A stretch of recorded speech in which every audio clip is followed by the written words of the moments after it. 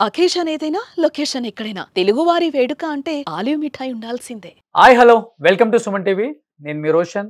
చూసాం ఆపరేషన్ సింధూర్ 1 ఎంత సక్సెస్ఫుల్గా జరిగిందో. బట్ ఆపరేషన్ సింధూర్ 2 చాలా బాగా జరుగుతున్న క్రమంలో ఒక్కసారిగా ఒక జవాన్ మృతి చెందటం నిజంగా మన అందరినీ కలిచివేసింది అనుకోవచ్చు. అతను కూడా మన ఆంధ్రప్రదేశ్కు చెందిన ఒక వీర జవాన్, వీర మరణం పొందారు. చాలా చిన్న వయసులో మిలిటరీ మీద ఆశతో ఏదో చేద్దాము దేశానికి అని వెళ్ళి బోర్డర్లో గన్ పట్టుకున్న వ్యక్తి ఈరోజు అదే గన్తో కాల్చితే చనిపోవాల్సి వచ్చిన పరిస్థితి. నిజంగా జమ్మూ కాశ్మీర్ పాక్ రెండింటి మధ్య జరుగుతున్న దాడుల్లో అతను చనిపోవటం నిజంగా చాలా బాధాకరం. ఒక పక్కన చూస్తున్నాం, విజువల్స్ మీకు కనిపిస్తూనే ఉన్నాయి. పెనుకొండ నియోజకవర్గంలో సవిత గారు ప్రస్తుతం మినిస్టర్గా ఉన్నారు. జరిగిన వెంటనే హుటాహుటిన ఈ విషయం తెలుసుకున్న వెంటనే ఆమె అన్ని కార్యక్రమాలు కూడా వదిలేసుకొని ఆ కుటుంబానికి ఒక భరోసా ఇవ్వాలి, ఆ కుటుంబానికి ఒక పెద్ద కూతురులా నేను నిలబడాలి. ఎందుకంటే ఒకే ఒక్క కొడుకు అనమాట వాళ్ళకి. ఆ ఒక్క కొడుకుని మిలిటరీకి పంపించడం నిజంగా అమ్మ హ్యాట్సప్ వాళ్ళకి, వాళ్ళ తల్లిదండ్రులకి.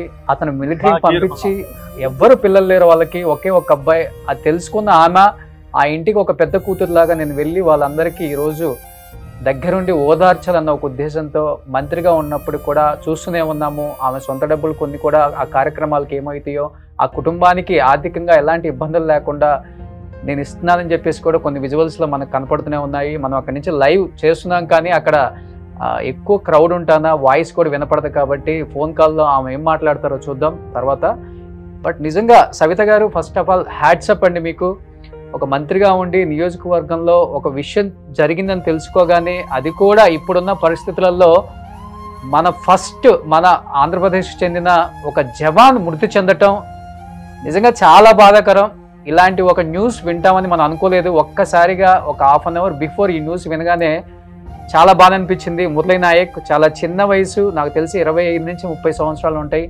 ఇంకా పెళ్లి కూడా అయ్యిందో అవ్వలేదు నాకు కూడా తెలియదు. డీటెయిల్స్, ఫ్యామిలీ డీటెయిల్స్ వాళ్ళతో మాట్లాడి తెలుసుకుందామని కాల్ చేస్తే తరుణంలో వాళ్ళతో మాట్లాడే అవకాశం కూడా లేదు. కాబట్టి ఆ నియోజకవర్గ ఎమ్మెల్యే, ఆ ఇంటి పెద్దగా ఈరోజు అక్కడికి వెళ్ళిన సవిత గారితో మాట్లాడే ఒక ప్రయత్నం అయితే చేద్దాం అనుకున్నాను నేను. నిజంగా సవిత గారు వాళ్ళకి ఈరోజు నిజంగా పెద్ద కూతురు కనిపించుంటుంది మీ రూపంలో వాళ్ళకి. ఒకసారి విజువల్స్ చూడండి, మీకు అర్థమవుతుంది ఆ కుటుంబం దగ్గర వాళ్ళు ఎంత బాధని దిగమింగుకొని మరీ నా కొడుకు ఈ ఇండియా కోసం, ఈ భారత్ కోసం బోర్డర్లో వాళ్ళతో ఫైట్ చేసి మరణం పొందారు అనే ఒక పక్క ఆనందము కనిపిస్తుంది కొంతమంది రిలేటివ్స్ ముఖంలో. అండ్ ఉన్న ఒకే ఒక్క కొడుకుని కోల్పోయిన బాధ ఆ తల్లిదండ్రులు అంటే ఫేస్ చూసినప్పుడు మనకు అర్థమైపోతుంది.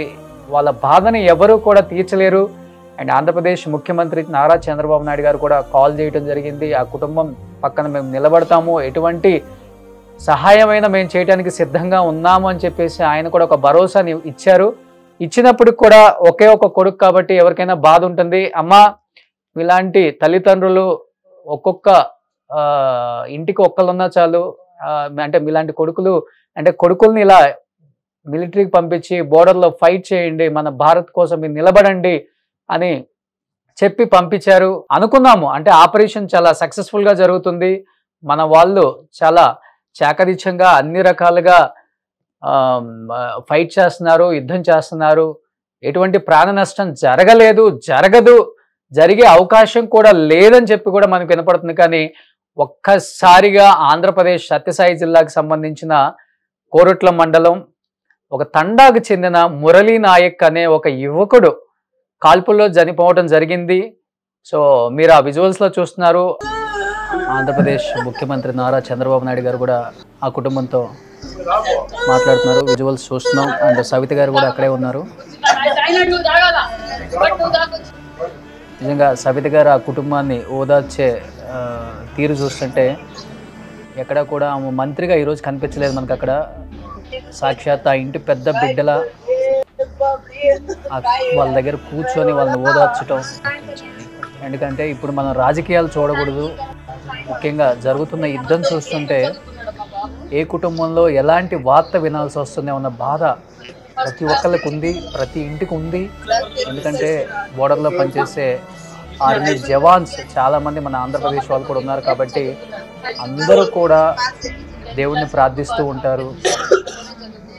మా కుటుంబంలో ఎటువంటి చెడు వార్త వినకుండా నువ్వే చూడాలి దేవుడా అని కోరుకుంటూ ఉంటారు అందరూ కూడా. ఎందుకంటే ఎంతోమంది ఆర్మీ యువకులు, ముఖ్యంగా చెప్పాలంటే 25-30 ఏజ్ పెళ్లి కాని యువకులు, కొత్తగా పెళ్ళైన యువకులు ఎంతోమంది బోర్డర్లో పనిచేస్తున్నారు.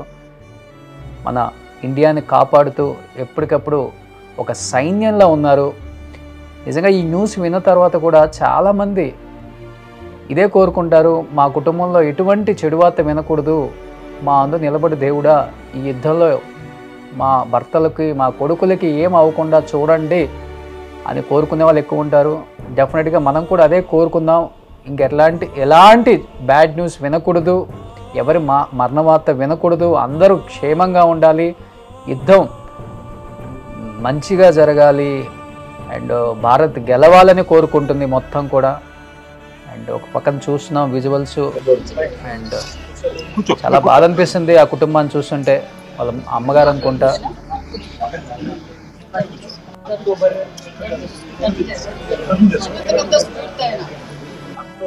22, 2022 రోజు నెల్లూరులో జరిగిన ఆర్మీ సెలక్షన్స్ లో ఓన్లీ నేను రన్నింగ్ చేశాను. రన్నింగ్, మెడికల్ మొత్తం ఏదైతే ఆర్మీ పొజిషన్ ఉంటుందో అంటే ఫిట్ అయిన తర్వాత గుంటూరుకి వెళ్ళాను. గుంటూరులో కోచింగ్ కూడా వెళ్ళాము. అక్కడ ఆర్మీ కోసం ఒక్క పోస్ట్ నాకు ఎక్కడ రాకపోదని మేమంతా పడుకున్నా నైట్ చదువుకుంటా ఉండేవాళ్ళు. పోస్ట్ నాకు రాదా అదంటే చదివారు బాగా. అలాగే అయిపోయిన తర్వాత నెక్స్ట్ మాకు ఫైనల్ గా actual army rules document verification ఉంటుంది. ఆ ఫైనల్ స్టేజ్ లో ఉన్నప్పుడు మేడం నాది వచ్చేసి ఒకే ఒక సైన్ లేదని రిజెక్ట్ అయిపోయింది డాక్యుమెంట్ వల్ల. డిఓ సైన్ వల్ల నాకు రిజెక్ట్ చేశారు. నేను రిజెక్ట్ చేస్తే నేను బాగా డిప్రెషన్ వెళ్ళిపోయి నేను చనిపోవడానికి వెళ్ళాను. నేను చనిపోవడానికి రైల్వే ట్రాక్ మీద వెళ్ళిపోయి ఉంటే వాళ్ళు ఎవరు చెప్పేసారు, ఫ్రెండ్స్ ఇలా ఫ్రెండ్ అలా పోతుంది. నాకు వచ్చి మా ఇంటికి వచ్చి మా మమ్మీ డాడీ ఇలా ధైర్యం చెప్పేసి అలా పోయాడు. అలాంటి ఈరోజు ధైర్యవంతుడు. ఇది మళ్ళీ వాణి మోటివేషన్ తో నువ్వు చేయగలరా, నువ్వు చేయగలవురా, వాణి మోటివేషన్ తో నేను లాస్ట్ 13 days బ్యాక్ మాట్లాడాను. నేను ఇప్పుడు రీసెంట్ గా అస్సాం రైఫిల్స్ సెలెక్షన్ అయ్యాను. అక్కడ అస్సాంకి వెళ్ళి నిన్న మార్నింగ్ వచ్చాను మేడం. అబ్బాయికి నేను ఇన్ఫార్మ్ చేశాను ఇలా వెళ్తున్నానంటే ఓకే మంచిగా ఆల్వేషన్ చెప్పాను. అలా మాది లాస్ట్ చివరి మాట వాడితో. తన మిలిటరీకి వెళ్ళారో చెప్తున్నారు. అట్ ది సేమ్ టైం తను వెళ్ళారని తిని కూడా వెళ్ళారని చెప్తున్నారు. ముందు వాటితో పాటు నేనే ఉన్నాను కాబట్టి ఆ బాధ అంటే వాడు ఎలా పడుతుంది చాలా ఇష్టం. ఆ యూనిఫామ్ ఒక్కరోజు ఆ యూనిఫామ్ వేసుకొని నేను చనిపోదామని అన్నాడు తాత.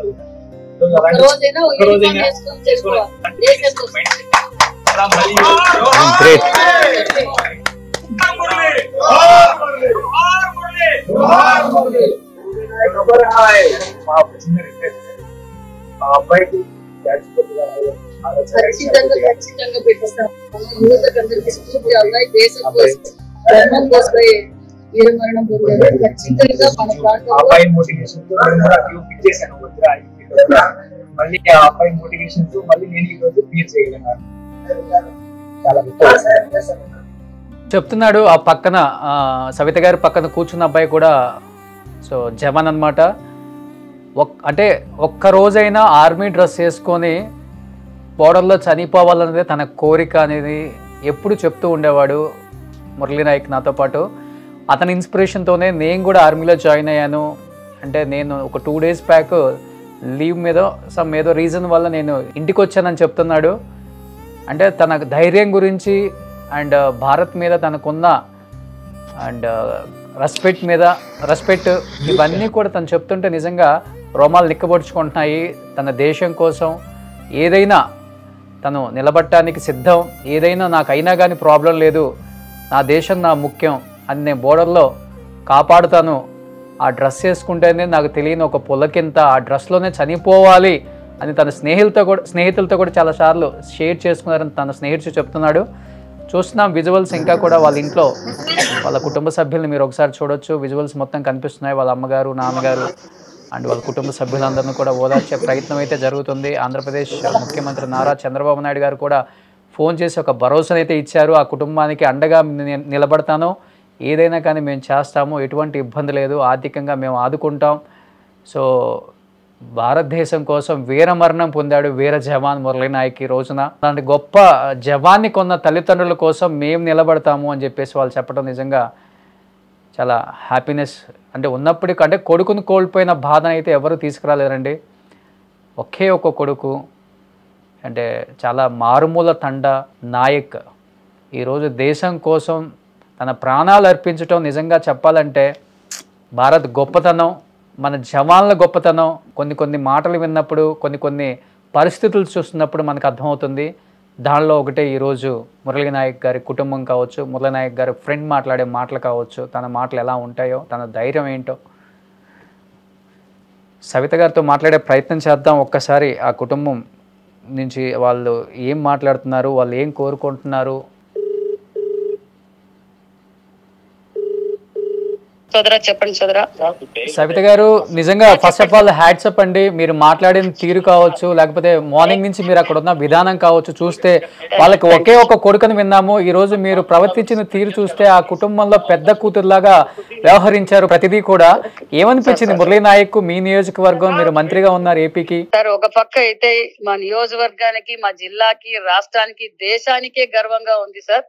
మరి తల్లిదండ్రులు నిజంగా ఆ రోజు ముందు నుంచి ఆ అబ్బాయి చిన్నప్పటి నుంచి నేను ఆర్మీగానే చనిపోవాలన్నది ఆ అబ్బాయి కోరిక. మరి దేశం కోసం ప్రాణాలు త్యాగం చేసిన గొప్ప వీరుడు మురళీ నాయక్. మరి యువత కావచ్చు, మనం అందరూ ఆ అబ్బాయికి స్ఫూర్తిగా ఉండాలి. మరి వారు తల్లిదండ్రులకు ఎల్లవేళలా మేము ఆ కుటుంబానికి అండగా ఉంటాం. మరి ముఖ్యమంత్రి చంద్రబాబు నాయుడు గారు కూడా మాట్లాడి వారి నిజంగా అలాంటి బిడ్డకు జన్మనిచ్చిన తల్లిదండ్రులు కూడా మీరు కూడా గొప్పవారి అనే విషయం కూడా ముఖ్యమంత్రి గారు చెప్పారు. ప్రభుత్వం ఎప్పుడు మీకు అండగా ఉంటుందనే విషయం కూడా తెలియజేశారు. అదే విధంగా ఆ అబ్బాయిది రేపటి రోజున మధ్యాహ్నానికంతా ఇక్కడికి చేరుతారు. మరి అంత్యక్రియలు కూడా ప్రభుత్వ లాంఛనాలతో ఘనంగా చేస్తామన్న విషయం కూడా మీకు తెలియజేస్తున్నామండి. సో మీ సైడ్ నుంచి అంటే మీరు ఒక ఎమ్మెల్యేగా మీ నియోజకవర్గం మీరు ఇచ్చిన భరోసా ఏంటండి? చూసాము మేము కూడా, మీరు 5 లక్షల రూపాయలు ఆ కుటుంబానికి ఆర్థిక సహాయం చేయటం కూడా గొప్ప విషయం. అవును సార్. సార్ వేళలా ఏ సమయమైనా ఆ కుటుంబానికి మేము అండగా ఉంటాం సార్. దేశం కోసం ప్రాణాలు వదిలిన కుటుంబము. ఖచ్చితంగా మా నియోజకవర్గం నాయకులు కావచ్చు, మేము కావచ్చు, ఎప్పుడైనా ఆ కుటుంబానికి మేము అండగా ఉంటామని భరోసా ఉంటామని కూడా తెలియజేస్తున్నాం sir. Okay, thank you Savitha గారు, థ్యాంక్ యూ సో మచ్. ఆ కుటుంబానికి ఒక బిడ్డలాగా మీరు ఈ రోజంతా కూడా వ్యవహరించారు అక్కడంతా. ఆ కుటుంబానికి మీరు ఎప్పుడు అండగా ఉండాలని మనస్ఫూర్తిగా కోరుకుంటున్నానండి. Thank you sir. జై భారత్ మాత. జై భారత్ మాత అండి. Thank you. సో చూస్తున్నాం సవిత గారు కూడా ఇప్పుడు కాల్లో మాట్లాడారు. అంత బిజీగా ఉన్నప్పుడు కూడా ఒక పక్కన అక్కడ ఉన్న వ్యవహారాలన్నీ చూసుకుంటున్నారు. అదేవిధంగా రేపు ప్రభుత్వ లాంఛనాలతో మురళీ నాయక్ మృతదేహం రేపు మధ్యాహ్నానికి నియోజకవర్గం, పెనుకొండ నియోజకవర్గం కోరుట్ల మండలం కాబట్టి వాళ్ళ గ్రామానికి కూడా వస్తుంది. అండ్ చంద్రబాబు నాయుడు గారు అన్ని రకాల హామీలు ఆ కుటుంబానికి ఎలాంటి సహాయం కావాలన్నా కానీ ముందుండి మనం చూసుకుందాం. సో ప్రభుత్వం తరపున ఏమేమి జరగాలో అన్ని రకాలుగా ఆ కుటుంబాన్ని ఆదుకుందామని ఒక భరోసా కూడా ఇచ్చారు. అండ్ ఆమె ఆ కుటుంబానికి ఇమీడియట్గా ఆమె సొంతగా కూడా ఒక 5 లక్షల రూపాయలు ఆర్థిక సహాయం చేశారు. అండ్ ప్రభుత్వ లాంఛనాలతో కాకుండా ఆ నియోజకవర్గంలో అండ్ మురళీ నాయక్ విగ్రహం కూడా పెట్టాలనేది అక్కడ కోరిక కాబట్టి అది తప్పకుండా నెరవేరుస్తాం. విత్ ఇన్ 1 or 2 months కూడా విగ్రహం కూడా ఆయన సాక్షి కూడా ఇక్కడ పెడతాము. వీరమరణం పొందిన వీర జవాన్ మురళీ నాయక్ అని చెప్పుకుంటూ ఆమె నిజంగా చాలా బాధపడుతున్నారు. కాబట్టి నిజంగా యావత్ భారతదేశం అంతా కూడా ఎదురు చూస్తుంది. ఈ యుద్ధంలో భారత్ పై చేయి చూపించాలి. ఎటువంటి ప్రాణ నష్టం జరగకుండా మనమేంటో, మన దగ్గర ఉన్న టెక్నాలజీ ఏంటో ప్రతి ఒక్కరు కూడా ఉపయోగించి ఎటువంటి ప్రాణ నష్టం జరగకుండా, ఏ కుటుంబంలో ఎలాంటి ఆవేదనలో అండ్ వాళ్ళ ఆక్రోధనలో వినకుండా ఉండాలనే ఒక నినాదం వినిపిస్తుంది. కాబట్టి మనస్ఫూర్తిగా కోరుకుంటున్నాను, జై భారత్, జై భారత్, జై Bharat. So thank you so much. Suman టీవీలో మీ పర్సనల్ అండ్ బిజినెస్ ప్రమోషన్స్ కోసం కింది నెంబర్కి కాంటాక్ట్ చేయండి.